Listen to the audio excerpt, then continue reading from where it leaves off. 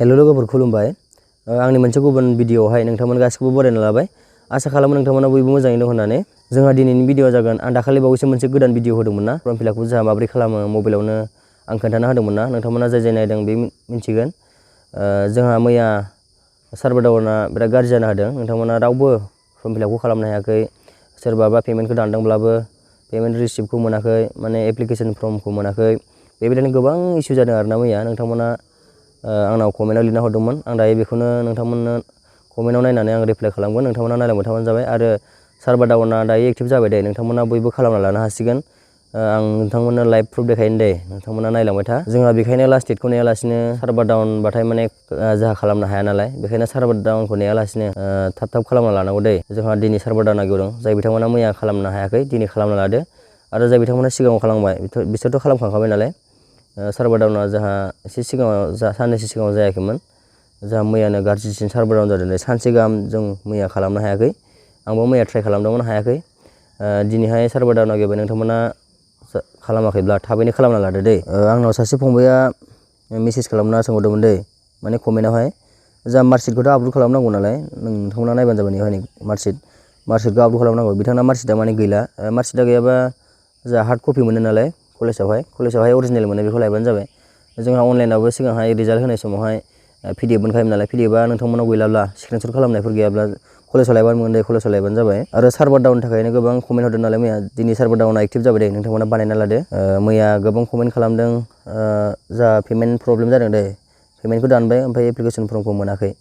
बिथांमोना दायो लगइन खालामफिननानै एप्लिकेसन फर्मखौहाय डाउनलड खालामनो हागोन दे। पेमेन्टखौ दानखांबायबा डाबल दानलायनाङा दे पेमेन्टखौ, नोंथांमोना नेबानो जाबाय। आरो होखानाय नाम्बार दं बेवहाय कन्टेक्ट खालामनानै पेमेन्टखौ भेरिफाइ खालामनो हागोन दे। सासे फंबाया सोंहरबावदोंमोन, फटक सिगनेचार आपल'ड होनांगौ नामा? फटक सिगनेचार जोंहा जेबो आपल'ड होनाङा दे। जोंहा माने सिगाङावनो रेजिस्ट्रेसन खालामनायावनो फटक सिगनेचार आपल'ड खालामखानाय नालाय, जोंहा बेनो जायो दे। जोंहा गोदान जेबो आपल'ड खालामनाङा। जोंहा बे फर्म फिलआपआ 2022 बेटसनिसो दे। जोंहा गोबां कमेन्ट खालामदों सिगां 2021नि बेटसनिया खालामनो हागोन ना? जोंहा बे 2022 बेटसनिसो दे। दायो जाय बिथांमोना 5th सेम फरायगासिनो दं बिथांमोननि थाखायल' बे। जोंहा फार्स्ट सेमिस्टार आरो थार्ड सेमिस्टारनि फैदों नालाय, जोंहा 2022 बेटसनिल'सो दे बियो। नोंथांमोना नायबानो जाबाय। सार्भार डाउन जाबा बेबायदि जायो दे। मैया जोंहा वेबसाइटआ बेबायदि जादोंमोन दे, बिराद गाज्रि जादोंमोन मैया जोंहा सार्भार डाउनाहाय। जोंहा दायो सार्भार डाउना मोजां जादोंना जायाखै, एक्टिभ जादोंना जायाखै, बेखौ आं नोंथांमोननो खोन्थानोसै दे। लाइभ प्रुफ नोंथांमोना नायलांबानो जाबाय। आरो नोंथांमोना सिगांनि भिडिअखौ नायनानै गावनि मबाइलावनो खालामनो गोसोबा खालामहैनो हागोन। आं सिगां भिडिअ होखानानै दोननाय जादों, नोंथांमोना नायबानो जाबाय। आं दायो एक्टिभ जादोंना जायाखै खोन्थानोसै। नोंथांमोना क्रमआवहाय सार्च खालामदो। बे गोजौनि अपसनाव थुदो नोंथांमोना। आं दायो थुना होनोसै। बे थुनायनि उनावहाय नोंथांमोना नैबेबायदि अपसन मोनगोन, बिदि मोननानै जिखुनु जाया मोनसे थुना होबाय। बिदि थुनानै नोंथांमोना नोंथांनि जिमेल आरो पासवर्डखौ होदो, लगइन खालामदो। आं दायो लगइन खालामबाय। लगइन खालामनायनि उनावहाय बेबायदि इन्टारफेस होबाय नै। दायो सार्भार डाउन एक्टिभ जाबाय। मैया जोंहा एसिम थांनोनो हायामोन दे। दायो आङो फर्म फिलआपखौ खालामनोसै दे। नै थुबाय एक्जामिनेसनाव, बे थुनानै आं एक्जाम अपेनाव थुबाय। बिदि थुनायनि उनावहाय नोंथांमोना नै थार्ड सेमनिखौ आं दायो खालामगोन नालाय, थार्ड सेमाव एप्लाइ खालामबाय। दायो आं थार्ड सेमनिखौ खालामगोन नालाय, नोंथांमोना नायबानो जाबाय। आं थार्ड सेमनिखौ खालामना खोन्थानोसै दायो लाइभ प्रुफनो। जोंहा लास्ट डेटआ नैयाव नायबानो जाबाय। नै क्लजिं डेट 30 अक्ट'बरावनो दे। जोंहा लास्ट डेटआ बारायनायनि चान्स दं दे। जोंहा गोबां सार्भार डाउन जादों नालाय, सिगाङावबो एप्लाइआ थाब जायाखैमोन नालाय। जाथारगोनबो बुंनो हाया दे, जोंहा बारायनायनि चान्स दङ। खिन्थु नोंथांमोना 30 अक्ट'बरनि सिगां बानायथार दे। दायो आं एप्लाइ नाव थुनोसै। एप्लाइआव थुबाय। बे थुनायनि उनावहाय आं आंनि कलेजनि नामखौ होनोसै। कलेजनि नाम, नोंथांमोना कलेजनि नामखौ सेलेक्ट खालामदो। आं दायो आंनि कलेजनि नामखौ होबाय, ओमफ्राय मिडियामखौबो होबाय। बिनि उनावहाय रल नाम्बारखौ होबाय इउनिभारसिटिनिखौ, आरो रेजिस्ट्रेसन नाम्बार होबाय। बिनि उनावहाय 7 नेक्स्टआव होबाय।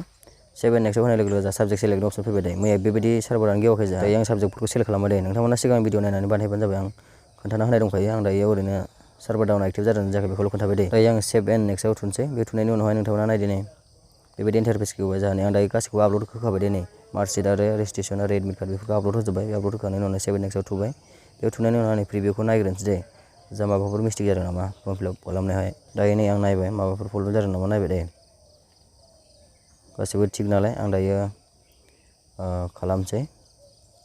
दायो आं 7 नेक्स्टआव थुनोसै। बे थुनायनि उनावहाय नै फिस दानांगोन नोंथांमोना, अनलाइन पेमेन्टखौ दानांगोन। जुदि आंनि भिडिअखौ नायनानै अनलाइन फर्म फिलआपखौ खालामदोंब्ला नोंथांमोना माबा मोनसे प्रब्लेम जायोबा आरो ना, हमना ला पेमेन्ट प्रब्लेम जायोबा, पेमेन्टखौ हमना ला दानबाय, पेमेन्टआ पेन्डिं खोथादोंबा आरो डाबल दाननो होबावदोंबा, नोंथांमोना नैबे होखानाय नाम्बारावहाय वाट्सएप मेसेज खालामनो हागोन। आरो नोंथांमोना कल खालामनाबो सोंहरनो हागोन दे। नोंथांमोना नै 10थानिफ्राय मोनाबिलिनि 5थासिम नोंथांमोना बेयाव हेल्प लानो हागोन। आरो जिमेलावबो मेसेज लिरना हरनो हागोन दे नोंथांमोना। आरो आंनि वाट्सएप नाम्बारखौबो नोंथांमोना ग्रुप सिङाव हाबनानै मोनगोन दे। आं ग्रुपाव जइन जानायनि लिंक होखादों नालाय नोंथांमोना ग्रुपाव जइन जादो, ओमफ्राय आंनि वाट्सएप नाम्बारखौ मोनगोन। बेवहाय आंनाव हेल्प लानो हागोन, माबा मोनसे हेल्प नांगौबा। जोंहा रेजिस्ट्रेसनखौ माबोरै डाउनलड खालामो आं सिगांनि भिडिअआव होखादोंमोन दे। नोंथांमोना नैयाव नायदो नै डाउनलड हेयारावहाय थुदो, रेजिस्ट्रेसन डाउनलड जागोन बेवहाय।